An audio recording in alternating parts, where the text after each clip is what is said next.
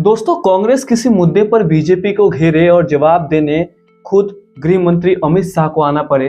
प्रधानमंत्री नरेंद्र मोदी के कार्यकाल में ऐसा काफी कम ही देखने को मिलता है। बुधवार यानी 18 दिसंबर को ऐसा ही मौका आया जब अमित शाह अंबेडकर पर दिए गए अपने बयान के मामले को लेकर प्रेस कॉन्फ्रेंस करने आए। में आपको बता दें कि संविधान पर चर्चा के दौरान राज्यसभा में अमित शाह ने एक लंबा भाषण दिया था। इस भाषण के एक हिस्से में उन्होंने कहा था कि आजकल फैशन बन गया है अंबेडकर अंबेडकर करना।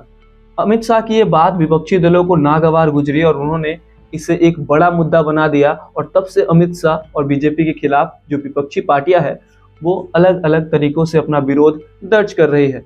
हालांकि इससे संबंधित प्रधानमंत्री मोदी का एक ट्वीट आया। ट्वीट में प्रधानमंत्री मोदी जी ने लिखा कि अमित शाह ने अंबेडकर को अपमानित करने के काले इतिहास को उजागर किया है।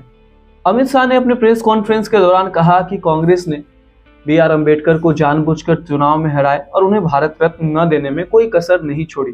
प्रेस कॉन्फ्रेंस में अमित शाह आगे कहते हैं कि नेहरू के मन में अम्बेडकर के जो प्रति नफरत थी वो जग जाहिर थी, लेकिन असल में बाबा साहब अम्बेडकर और नेहरू जी के बीच कैसे संबंध थे, चलिए आपको बताते हैं।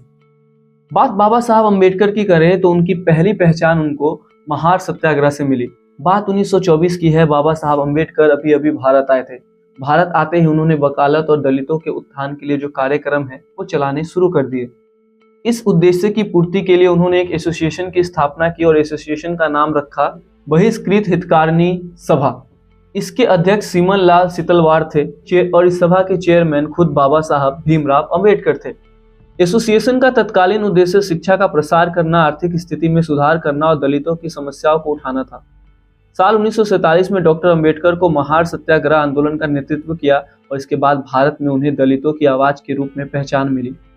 यह आंदोलन दलितों की सार्वजनिक चापदार तालाब से पानी पीने और इस्तेमाल करने का अधिकार दिलाने के लिए किया गया था। महार पश्चिम महाराष्ट्र के कोंकण क्षेत्र में एक कस्बा है।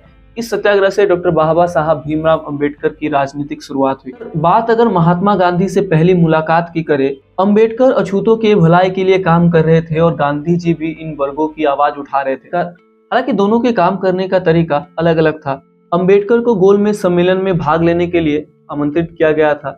महात्मा गांधी सालों से दलितों के लिए काम कर रहे थे और अब अम्बेडकर इस विमर्श के केंद्र में आ गए थे। 14 अगस्त 1931 को मुंबई के मति भवन में दोनों के बीच पहली बैठक तय हुई। यह मुलाकात काफी दिलचस्प थी। अंबेडकर ने आरोप लगाते हुए कहा कि कांग्रेस की दलितों के प्रति सहानुभूति औपचारिकता भर है। महात्मा गांधी ने अंबेडकर को शांत करने की कोशिश की और उन्हें मातृभूमि के संघर्ष में एक महान देशभक्त बताया। अंबेडकर ने इस पर जवाब दिया, गांधी जी, मेरी कोई मातृभूमि नहीं है। कोई भी स्वाभिमानी अछूत इस भूमि पर गर्व नहीं कर सकता जहां उसके साथ बिल्लियों और कुत्तों से भी बदतर व्यवहार किया जाता है। जैसा कि अमित शाह जी ने अपने प्रेस कॉन्फ्रेंस में कहा कि कांग्रेस ने बाबा साहब भीमराव अम्बेडकर को चुनाव में हराने की भरपूर कोशिश की, तो कांग्रेस के साथ बाबा साहब भीमराव अम्बेडकर के कैसे रिश्ते थे, चलिए जानते हैं। डॉक्टर अम्बेडकर की आजादी के संघर्ष में भूमिका को लेकर आज भी सवाल उठाए जाते हैं और आलोचनाएं की जाती है। साल 1942 से लेकर 1946 तक जब स्वतंत्रता संग्राम अपने चरम पर था, तब अंबेडकर वायसराय की काउंसिल में श्रम मंत्री थे। जब संविधान सभा का गठन हो रहा था तब अंबेडकर ने मुंबई से चुनाव लड़ा और हार गए। इसमें कांग्रेस के दक्षिणपंथी नेताओं ने अहम भूमिका निभाई। ब्रिटेन से आजादी मिलने के बाद संविधान सभा के सदस्य ही पहली संसद के सदस्य बने थे।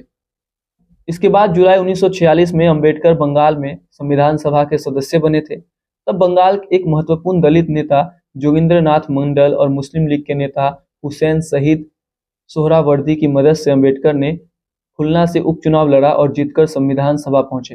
अंबेडकर को संविधान सभा में पहुंचाने के लिए मुस्लिम लीग ने अपने जीते हुए उम्मीदवार का इस्तीफा दिलवाया और फिर हुए उपचुनाव में मुस्लिम लीग के समर्थन से उनको वहां से खड़ा करवाया।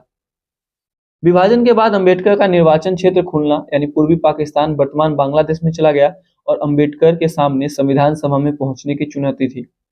वरिष्ठ लेखक राव साहब कस्बे बताते हैं कि बाबा साहब दोबारा संविधान सभा में गांधी जी की इच्छा से गए थे। राव साहब कहते हैं कि कांग्रेस और बाबा साहब के बीच मतभेद जग जाहिर थे, लेकिन फिर भी गांधी जी चाहते थे कि अम्बेडकर संविधान सभा में रहे। उन्होंने राजेंद्र प्रसाद और वल्लभ भाई पटेल को बुलवाया और कहा कि मुझे हर हाल में अम्बेडकर संविधान सभा में चाहिए। दोनों ने फिर बाबा साहब को खत लिखे और फिर बाबा साहब को मुंबई प्रांत से चुनकर भेजा गया। कांग्रेस ने मुंबई में अपने एक नेता M.R. जयकर को इस्तीफा दिलवाकर वहां से अंबेडकर को खड़ा करवाया और सदन में भेजा। इसके बाद डॉक्टर बाबा साहब भीमराव अंबेडकर ने संविधान निर्माण समिति के अध्यक्ष के रूप में उल्लेखनीय योगदान दिया। हालांकि बाद में मतभेद शुरू हुआ और अंबेडकर जी ने इस्तीफा दे दिया। इसकी एक और कहानी है जिसको हम एक दूसरे वीडियो में लाएंगे। तब तक के लिए अपना बहुत ख्याल रखिए। धन्यवाद।